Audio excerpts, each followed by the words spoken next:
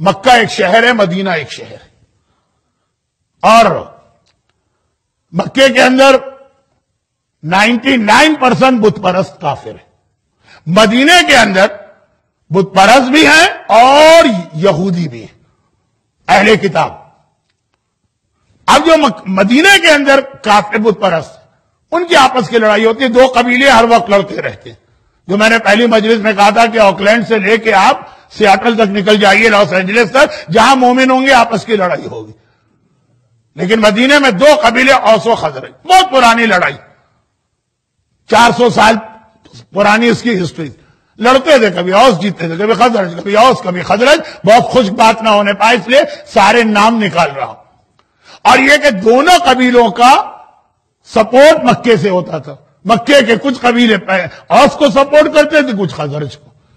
جب اوس والے جیت جائیں تو خزرج والے مکے دوڑ کے جاتے تھے، اور جو ان کے الائز تھے نا کہ بھائی ہم شکست کھا گئے، ہماری مدد کرو، اور جب یہ لوگ جیت جائیں تو جو پہلا قبیلہ تھا وہ دوڑ کے آتا تھا۔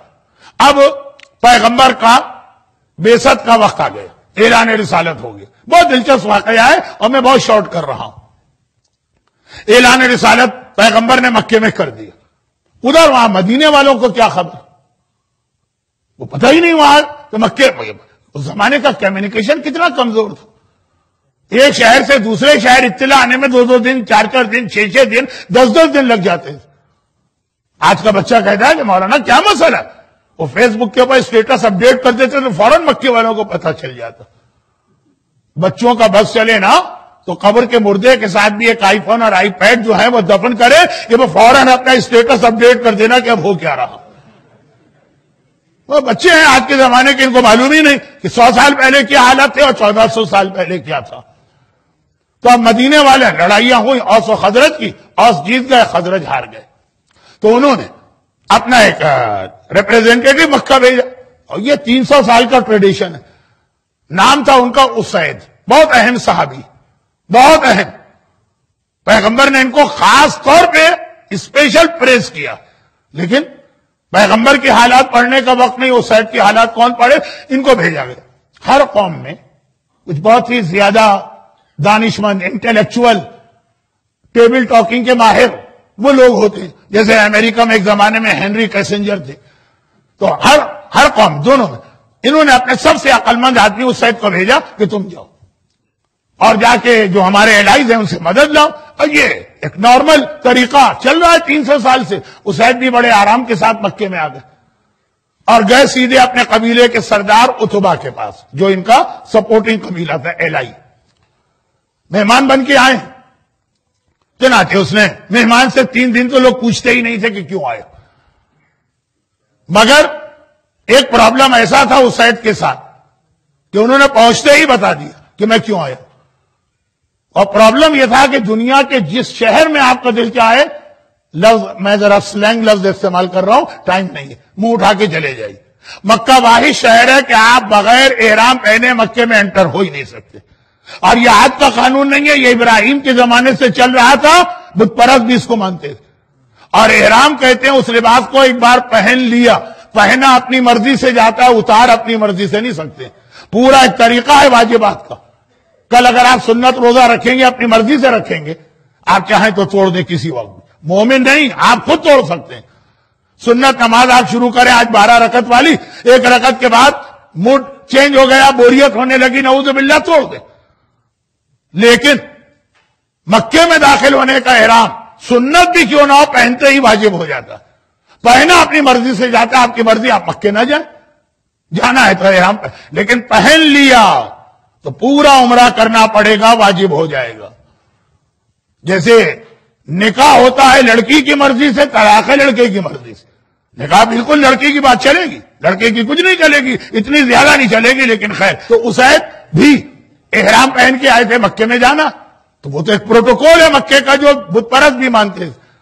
تو یہ آئے اور آنے کے بعد جس سردار کے پاس ٹھہرے، جن کا بہت پرانا ان کے قبیلے کا سپورٹر، کہا کہ یہ تو سمجھ گئے ہو کہ میں کیوں آیا ہوں، کیونکہ مکے میں کوئی ایسا ٹورسٹ اٹریکشن تو ہے نہیں کہ کوئی گھومنے آئے۔ کہا کہ ہماری قوم شکست کھا گئی ہے اور ایز یوزول ہمیں تمہاری مدد چاہیے۔ اس نے سنا، کہا سوری، ہم تمہاری کوئی ہیلپ نہیں کر سکتے. ارے یہ تو باپ دادا کا طریقہ چینج ہو گیا. ہمیشہ سے تم ہماری سپورٹ کرتے تھے اور تمہیں ہماری کوئی ہیلپ چاہیے ہوتی تھی ہم تمہاری مدد کرتے تھے. مدینہ جو تھا بہت اہم ٹریڈ روٹ کے اوپر تھا. یمن کو سیریا سے ملاتا ہے لیکن یہ ایک الگ بات ہے. ہم تمہاری مدد کرتے تھے اور تم ہمیشہ ہماری مدد. آج کیا ہو گیا؟ کا مسئلہ یہ ہے کہ جب اپنے گھر میں آگ لگی ہو تو آدمی دوسرے کے گھر آگ بجھانے نہیں جائے گا. کیا مطلب؟ کہا ہمارے یہاں ایک ایسا نوجوان سامنے آ گیا جس نے ایک نیا دین بنا لیا, ہمارے خداؤں کو برا کہہ رہا, اور گھر گھر یہ جملہ یاد رکھیے گا, یہ ٹرو اسلام ہے لیکن تشریح کل آئے گی, گھر گھر اس نے فساد برپا کر دیا. باپ اور بیٹے میں جھگڑے ہو رہے ہیں, شوہر اور بیوی میں جھگڑے ہو رہے ہیں, بھائی بھائی کے جھگڑے ہو رہے ہیں. تو ہم تو خود پریشان ہیں کہ کیسے کنٹرول کریں. ہماری ساری توجہ سارے فنڈز اس طرف ہیں, تو سوری ہم کیسے تمہاری مدد کریں گے. بے وقوف اور جذباتی آدمی یہ بات سنتا تو کہتا ہمیں نہیں پتا, لیکن چونکہ ٹیبل ٹاک کے لیے بھیجا جاتا ہے ڈپلومیٹ کو, وہ بہت ہی انٹلیکچوئل ہوتے ہیں, سمجھ گئے کہ بات تمہاری صحیح ہے. تو چلو خیر مجبوری ہے. میں واپس جا رہا ہوں, جس مشن کے لیے آیا تھا واپس جا رہا ہوں. اچھا ہاں, اب یہ اسید کا جملہ ہے میرا نہیں. اچھا ہاں, ایسا کرو کہ میرا سامان رکھ لو, میں ابھی خانہ کعبہ کا طواف کر کے آتا ہوں کیونکہ احرام پہنا ہے. احرام جو ہے میں پورے مسائل بھی نہیں بتانا چاہتا. احرام کے بعد طواف کرنا ہوتا ہے کعبے کا, پھر احرام اترے گا. تو اب یہ تو میں احرام تو پہن کے آ گیا, مجھے کیا معلوم تھا بیفور انٹری کہ یہاں میرا پرابلم سالو نہیں ہوگا. احرام پہن لیا, اب اس کو اتارنا. ابھی جاتا ہوں طواف کر کے آتا ہوں. کتنی دیر میں ہوتا تھا طواف؟ 10 منٹ 12 منٹ میں ہوتا ہے جب کراؤڈ نہ ہو. تو ابھی آتا ہوں. اب یہ جو سنا عتبہ نے بہت گھبرا گئے, کہیں کیا غضب کرنے جا رہے ہیں؟ کیا غضب بھئی, خانہ کعبہ ہے, بزرگوں کے زمانے سے, ابراہیم کے زمانے سے ہم طواف کرتے, طواف کرنے جا رہا ہوں. کہا جب تک کہ طواف نہیں کروں گا یہ احرام نہیں اتار سکتا. احرام نہیں اترے گا تو ساری چیزیں حرام رہیں گی. عتبہ نے کہا لیکن یہی تو مین پرابلم ہے کہ جو آدمی ہمارے ہاں فساد برپا کر رہا ہے وہ بیٹھتے ہی خانہ کعبہ کے صحن میں. تو بھئی کیوں بیٹھنے دیتے ہو خانہ کعبہ کے صحن میں؟ کہا جب تک ابو طالب زندہ ہے اس وقت تک تو ہم اسے نقصان پہنچا ہی نہیں سکتے. یاد رکھیے گا ابو طالب کے انتقال کے بعد حکم آیا ہجرت کرو. ہم دیکھتے ہیں تلملا جاتے ہیں, غصے میں آ جاتے ہیں, لیکن کیا بگاڑے؟ ابو طالب اس کو سپورٹ کر رہا, تو کہا کہ ہم اس کو وہاں سے ہٹا بھی نہیں سکتے, وہ بیٹھتے ہی وہیں پر. نعوذ باللہ یہ توہین والے جملے, لیکن نقل کفر نہ باشد, ساری گمراہی وہ کعبے سے تو پھیلا رہا, تو آپ کو بڑا مسئلہ ہو گیا. کہا کہ کیا گمراہی پھیلا رہا؟ کہا وہ جادوگر ہے, اس کے پاس جادو ہے, وہ جو بات کہے گا اگر تمہارے کان میں چلی گئی تم بھی چینج ہو جاؤ گے, اس لیے خطن وہاں نہ جانا. ارے تو بھائی کہ وہاں نہیں جائیں گے تو یہ احرام کیسے اترے گا, اور طواف کیسے مکمل ہوگا, اور عمرہ کیسے ختم ہوگا؟ وہ تو وہیں ہو سکتا. اب واقعاً ٹیکنیکل مسئلہ. آج کا مومن ہوتا کہہ رہے چھوڑو یہ سب مولویوں کی پرانے زمانے کی باتیں ہیں, پھینکو, احرام پہنو, ٹائی پہنو اور سوٹ پہنو اور واپس آ جاؤ. لیکن یہ احترام کعبے کا مشرکین عرب بھی کرتے تھے. اب پرابلم کیا دیکھیے, شرعی پرابلم نکلا کا ایک طریقہ ہو سکتا, تمہارا جانا بھی ضروری. میں اپنا غلام ساتھ کر رہا ہوں, تمہیں بتائے گا, کیونکہ یہ آدمی خانہ کعبہ کے صحن میں جگہ بدلتا رہتا. اور یہ روئی لے لو. ارے روئی لے کے کیا کروں؟ کہا یہ اپنے دونوں کانوں میں لگا لو, اس کی آواز تمہارے کان میں نہیں جانا چاہیے. کان بند کر لو, آواز ہی نہیں سنو گے تو اس کے جادو سے بچ جاؤ گے. جادو دیکھیں یہ تاریخ ہے, اب بعثت رسالت ہے, پیغمبر کو کتنا ٹف ٹائم مل رہا ہے. کہا بس اور کوئی راستہ نہیں. بات سمجھ میں بھی آ رہی ہے کہ آپ کسی آواز سے بچانا چاہیں بچے کو تو کان بند کرائیں گے, بلکہ اپنے بھی کان, اگر آپ کو کوئی آواز نہیں سننا ہے, مثلا میری مجلس نہیں سننا ہے, مجبوراً آ کے بیٹھ گئے, تو کوئی نہ کوئی تو طریقہ ہوتا ہے نا. تو کہا یہ روئی کانوں میں لگا لو. ہاں ٹھیک ہے, اور کیا کرے. اور بات ذرا لاجیکل بھی, کانوں میں روئی لگائی, اس کے غلام کے ساتھ چلے, خانہ کعبہ کا طواف شروع کیا. یہ واقعہ ہے حضرت ابو طالب اور پیغمبر کا. تو طواف کا مطلب ہے خانہ کعبہ کے 7 راؤنڈ. حضرت عبد المطلب سے پہلے اجازت تھی خانہ کعبہ کے صرف ایک چکر لگاؤ اور گھر آ جاؤ. عبد المطلب نے 7 کہے تو اب 7 چکر لگانا. اس نے چکر لگانا شروع کی. پیغمبر وہیں بیٹھے. جب پہلا چکر کمپلیٹ کیا اور اس کی نگاہ پیغمبر پہ پڑی, ایک دم اس کے دل نے کہا کہ چہرہ جو ہے یہ تو بڑے سچے اور امین آدمی کا چہرہ لگ رہا. چہرہ بھی تو ایک چیز ہوتی ہے نا. کہا کہ چہرہ جو ہے وہ کہیں سے نہیں لگ رہا کہ کوئی آدمی نعوذ باللہ جھوٹا ہے, فراڈیا ہے, چیٹر ہے, جادوگر. سارے سلینگ لفظ آ رہے ہیں میرے پاس وقت کی کمی کی وجہ سے. کہا چہرہ تو اب پیغمبر کا چہرہ, دل پہ اثر تو ہوتا ہے, ایک اثر ہوا. اب کھانے کا رک نہیں رہا, غلام رکنے بھی نہیں دے رہا, کچھ کر آگے بڑھو آگے بڑھو آگے بڑھو. چکر لگا کے دوبارہ پہنچا. دل میں ایک مرتبہ یہ خیال آیا کہ میں اپنی قوم کا سب سے عقل مند آدمی ہوں. مجھے ڈپلومیٹ بنا کے بھیجا گیا میری عقل مندی کی وجہ سے. میں اتنا بے وقوف تو نہیں ہونا کہ کسی آدمی کی بات سن کے اس کی باتوں میں آ جاؤں گا. جو جاتا ہے نا ٹیبل ٹاک کے لیے وہ اتنا سمجھدار ہوتا ہے کہ سامنے والے کی باتوں میں ٹریپ نہ ہو جائے. میری قوم نے میرا انتخاب سالوں سے کیا ہوا ہے, یہ کیسے ہوگا کہ چند باتیں سنوں گا اور میں بدل جاؤں گا. اب چکر چل رہا ہے, پورے چکر میں سوچتا پھر رہا. تیسرا چکر جو آیا تو اس نے دیکھا پیغمبر کے سامنے جو پیغمبر کے صحابی بیٹھے. یہ والے صحابی نہیں تھے, وہ صرف خاندان اہل بیت کے لوگ تھے. علی تھے, حمزہ تھے, یہی خاندان کے لوگ تھے خالی. یہ سب تو چھپتے پھر رہے تھے اس لیے کہ خاندان اہل بیت کو حمزہ ابو طالب کا پروٹیکشن تھا. باقی لوگوں کے تو حالات پڑے, کسی کو ماموں نے اتنا مارا, کسی کو چچا نے اتنا مارا, کسی کی ناک ٹوٹ گئی, کسی کی عرب جوتی سے ایسی ٹھکائی ہوئی کہ گنجا ہو گیا. اب نام نہیں لے رہا ہوں, یہ تاریخ کے واقعات. تو اب یہ کہ یہ لوگ بھی بڑے عزت اور احترام کے ساتھ بیٹھے, بہت یعنی سیزنڈ آدمی ہے, ایکسپیرینس آدمی ہے, دنیا دیکھے ہوئے ہے, ہزاروں لوگوں سے ملاقات کر چکا ہے, ایک ایک چیز کو یہ نوٹ کر رہا. اور آخر 7ویں چکر تک یہ اس نتیجے پہ پہنچا کہ واٹس اے نان سینس. مجھ جیسا آدمی جو سینکڑوں دشمنوں سے بات کر چکا ہے, کیا 2 جملے سن کر چینج ہو جائے گا؟ نہیں, میں ذرا سنوں یہ کہنا کیا چاہتا. چنانچہ آخری چکر میں روئی نکال پھینکی, قریب گئے. غلام روکتا رہا لیکن بہرحال غلام ہے. پہنچا اور کہا کہ اے شخص تو کون؟ تعارف کرائے محمد ابن عبداللہ ابن عبد المطلب ابن ہاشم ابن عبد مناف ابن قصی. عرب میں یہ فیملی ٹری کی بھی ایک اہمیت ہوتی ہے, جانوروں تک کا وہ فیملی ٹری محفوظ رکھتے ہیں. تو اب چونکہ یہ عرب کا رہنے والا تعارف کرایا. یاد رکھیے کہ اگر نسل میں کہیں کھوٹ نہ ہو, پوری طیب و پاک و پاکیزہ نسل ہو, مثلا کلمتن طیبتن کا شجرتن طیبہ. اور کچھ تو ایسے ہوتے ہیں کہ جن کی ساری نسل داغدار ہے. میرے ایک جاننے والے اکثر کہتے ہیں کہ مولانا زیادہ آپ لوگ جذباتی نہ ہو جب دنیا ابو طالب کے کفر کو ثابت کرتی. ارے بھائی کیسے جذباتی نہ ہو؟ کہا نہیں مولانا وہ بھی ایک پلس پوائنٹ. اچھا کیا پلس پوائنٹ؟ کہا ابو طالب کے کفر پر جب دنیا بحث کرتی ہے تو کم از کم یہ تو مان لیتی ہے کہ علی کے باپ کا پتہ تھا کہ ہیں کون. اب میں باقی جملہ مکمل نہیں کرنا چاہتا ہوں. کم از کم مانتی ہے دنیا کہ ہاں علی وہ شخصیت ہے جس کا شجرہ محفوظ ہے, جس کے باپ کا پتہ ہے.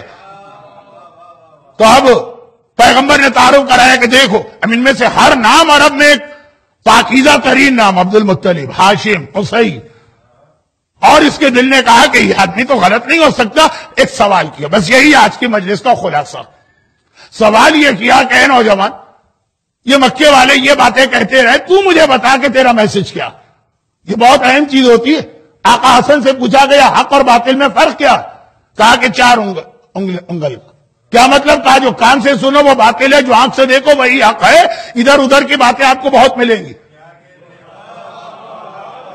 ہر بات پہ یقین نہ کیا کریں, عام آدمیوں کو چھوڑیں. مراجی اور مجتہدین کے بارے میں ایسا پروپیگنڈا آج کل ہونے لگا اور لوگ آنکھیں بند کر کے یقین کر لیتے ہیں. فیس بک, واٹس ایپ اور جتنی بھی سوشل نیٹ ورکنگ کی سائٹ ہے اس پہ آج کل بھرا کیا, یہی تو بھرا ہوا ہے.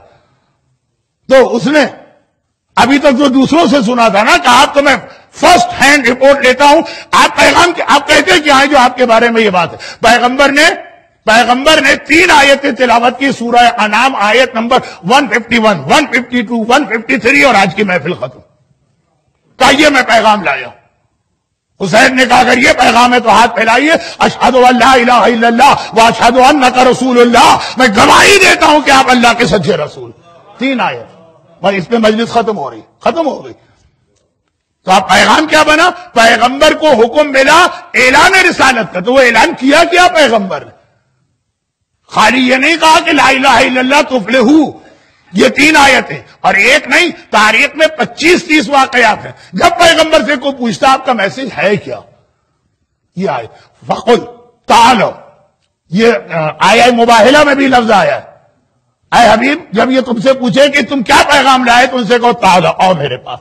اتلو، میں تلاوت کرتا ہوں جو میرے رب نے مجھ پہ نازل کیا، صرف ترجمہ کر رہا ہوں، وقت نہیں. لا تشرکوا باللہ شیئا، خبردار کبھی شرک کے قریب نہ جانا. اور ذرا یہ سیکوینس بھی دیکھی کہ کون سی چیز پہلے آئی ہے اس آیت میں، کون سی بات میں آئی. یہ بالکل شروع زمانے کی آیت. اللہ تشرکوا باللہ شیئا، شرک نہ کرنا. وبالوالدین احسانا، والدین کے ساتھ اچھا سلوک کرنا. کوئی عربی جاننے والا ہو تو اتنا بتا دو کہ عربی میں یہاں آتا ہے وہ الل والدین، اور قرآن میں آیا بالوالدین. الہ کا مطلب ہے والدین کے ساتھ اچھا سلوک کرواؤ، اور بل کا مطلب ہے خود کرو. یہ نہیں ہے کہ 2 نوکر رکھ دیا اور باپ کی خدمت کر رہا، بیٹا ٹھاک سے دنیا میں گھومتا پھر رہا. یہ بے اور الہ کا فرق ہے. اب میں کیا کروں، میرا سینہ پھٹ رہا ہے، گھڑی کی سوئیاں مجھے مجبور کر رہی. بالوالدین احسانا، براہ راست تمہیں اپنے والدین کے ساتھ نیکی کا سلوک کرنا. یہ پیسے ویسے دے کے، یہ پیمنٹ کرا کے، ان کے ذریعے ان کے ذریعے، خیر اب وقت نہیں. ولا تقتلوا اولادکم من املاق، خالی باپ کا حق نہیں ہے، اولاد کا بھی حق ہے. جو کل رات کی مجلس تھی کہ اولاد کی تربیت کرنا ہوتی ہے، پیدا کر کے نہیں چھوڑ دینا. والدین کیا اچھا سلوک کرنا. ولا تقتلوا اولادکم من املاق، اور خالی غربت کے ڈر سے اپنی اولاد کو قتل نہ کرنا. اور وجتنبوا، آج کا پورا میڈیا، آج کا پورا فیس بک، آج کے انٹرنیٹ کی ساری سائٹس، آج کے سارے ٹیلی ویژن چینل، قرآن کی آیت وجتنبوا من الفواحش ما ظہر منها وما بطن، خبردار بے حیائی والے گناہوں کے قریب قطعا نہ جانا. آج پوری دنیا کے میڈیا کا ایک کام ہے معاشرے کو بے حیا بنانا. قرآن نے ہر گناہ کی بات نہیں کی، شراب کی بات نہیں آ رہی، سود کی بات نہیں آ رہی، سور کے گوشت کی بات نہیں آ رہی. اور جو ہمارے یہاں کے مومنین کا بڑا مسئلہ ہے، ذبیحہ گوشت ملنا چاہیے. بلکہ ایک صاحب نے تو ہمارے یہاں دعوت کی تھی تو اس کی باہر سے آئے تھے، خاص فرمائش کی انہوں نے کہ دیکھو گوشت جو ہے وہ ذبیحہ ہونا چاہیے، اچھی طرح چھان پٹک کے لانا، اور شراب اور وسکی فرا برانڈ کے لانا. اچھا خیر، تو اب یہ ہے کہ یہ جتنے گناہ، لیکن بہت ساری چیزیں مجھے کہنا تھی، وقت نہیں ہے. تو جتنے ظاہر الفوائد کا بے حیائی کے قریب نہ جانا. اور یہ عورت کا حجاب حیا کا ایک حصہ ہے. یہ میوزک اور ڈانس، ڈسکو اور ڈانس، یہ بالکل شروع کا حکم ہے. اب دیکھیے اب اس کے بعد کیا کہا، ولا تقتلوا النفس، اور خبردار قتل نہ کرنا. اسلام نے قتل کو کتنا آخر میں رکھا، اور بالکل شروع کی یہ آیت ہے. والدین، اولاد، بے حیائی کے گناہ. اور پھر آیت آگے بڑھ رہی ہے، وقت بہت کم رہ گیا ہے، بلکہ وقت تو ختم ہی ہو چکا ہے، لیکن یہ آیت مکمل کر لوں. 5 باتیں آیت، پہلی آیت میں آگے 151، پھر 152، پیغمبر رکے بغیر تلاوت کر رہے ہیں. اور آیت کا سلسلہ آگے بڑھا، خبردار ولا تقربوا مال الیتیم، خبردار یتیم کے مال کے قریب بھی نہ جانا. وَأَوْفُوا الْكَيْلَ وَالْمِيزَانَ، رزق حرام میں نہ جانا، یعنی ناپ تول میں کمی نہ کرنا، جو جس کا حق ہے وہ دینا. ایک ایک جملے پہ میری پوری مجلس ہے. یہ والی آیت جو ہے نا، ہم لوگوں کے لیے آسانی یہ ہے کہ پورا اشرا بن جاتا ہے. 10 چیزیں 10 مجلسیں. لیکن اب میں اپنی مجبوری بتا رہا ہوں. ناپ تول کا مطلب ہے رزق حرام گھر میں نہ آنے پائے، کسی کا مال، کسی کا حق تمہارے پاس نہ آنے پائے. اور اب میرا ایک کامنٹ سن لیجئے معذرت کے ساتھ. میں نے کہا تھا میں خود کچھ نہیں کہوں گا. ایک گناہ میں نے اپنی کمیونٹی میں 99.99% لوگوں کو کرتے دیکھا، بڑے مذہبی اور متقی لوگ بھی، جان بوجھ کے نہیں، لیکن گناہ تو گناہ. اور وہ ہے کسی کے مرنے کے بعد اس کی جائیداد کی تقسیم. بعد میں کل بتاؤں گا، بعد وقت نہیں. متقی پرہیزگار، اگر ایک بھی بچہ نابالغ ہے اس گھر میں نماز بھی آپ نہیں پڑھ سکتے. پرسہ دینے گئے ہیں، پرسہ بھی نہیں دے جا سکتے. لیکن اتنا مشکل مسئلہ آسان بھی ہے کل کی حد تک. تو یہ قرآن میں ولا تقربوا مال الیتیم واوفوا الکیل والمیزان اور واعدلوا ولو کان ذی قربی. جب کبھی دو مومنوں کے درمیان کوئی بات کرنا ہو، ہمیشہ حق کا ساتھ دینا، چاہے تمہارے رشتہ دار ہی پر اس کی وجہ سے زد کیوں نہ آ رہی. فیوریزم نہیں چلے گا اسلام میں. کیا کہتے ہیں؟ نیپوٹزم کچھ ہوگا. تو بہرحال وقت نہیں ہے کہ میں اردو میں ترجمہ کروں، تو کہاں اپنی غلط سلط انگلش سے آپ کو اور مس گائیڈ کر دوں. اور وَأَوْفُوا بِعَهْدِ اللَّهِ، جو عہد تم نے اللہ سے کیا ہے اس کو ہمیشہ پورا کرتے رہنا. اور وہ عہد آپ نے کیا کیا ہے؟ پیدا ہونے سے پہلے عالم ارواح میں آپ نے کہا تھا علی میرا مولا، علی میرا آقا، علی میرا سردار. تو بات شروع ہوئی شرک نہ کرنا، اختتام کو پہنچ رہی ہے کہ علی کے بارے میں کیا ہوا وعدہ پورا کرنا. وَإِنَّ هَذَا الصِّرَاطِ مُسْتَقِيمًا، اور اسلام ہی فقط نجات کا راستہ ہے، کبھی اس کو نہ چھوڑنا. پیغمبر نے کہا یہ پیغام میں لایا ہوں، ہاتھ پھیلائیے. اگر یہ آپ کا پیغام ہے، یہ جادو نہیں، یہ ہپناٹزم نہیں، یہ برین واشنگ نہیں ہے، یہ تو بالکل وہ چیز ہے کہ عقل اور دل قبول کر رہا ہے. اسید نے گواہی دی. تو ایک تو یہ پیغمبر کی تبلیغ کا طریقہ، دوسرا یہ اسلام کی سمری. اور اسی سمری والے اسلام کو بچانے کے لیے حسین 28 رجب کو کربلا گئے تھے. اب یہ بات کل یہاں پہ میری بات ختم ہوئی. تو امام معصوم نے فرمایا کہ آج کی رات ہمارے جد کی رسالت کی رات ہے، ہمارے دادا علی کی ولایت و امامت کی رات، اور آج کی رات ہمارے بیٹے کے ظہور کی رات ہے. اگر علی کو مانا تو امام زمانہ کو. یہ شب معراج کا آخری جملہ تھا. برحمتک یا ارحم الراحمین وصلی اللہ علی محمد وآلہ الطاہرین.